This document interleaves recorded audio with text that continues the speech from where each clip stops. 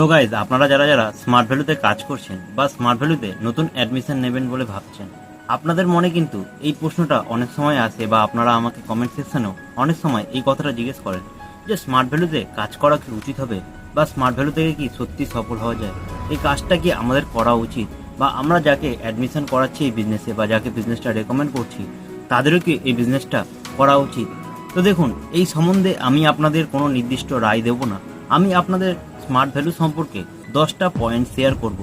সেই পয়েন্টগুলো যদি আপনার মনে হয় হ্যাঁ এটা পজিটিভ পয়েন্ট, তাহলে আপনি এই বিজনেসটা করবেন। আর যদি আপনার মনে হয় না এই পয়েন্টগুলো তো আমার ভালো লাগছে না বা এই জিনিসটা তো করা উচিত না, তাহলে আপনি করবেন না। তো সেই 10টা পয়েন্ট কি, সেটাই আজকের ভিডিওতে আপনাদের সাথে আলোচনা করব। তো চলুন ভিডিওটা আরম্ভ করা যাক।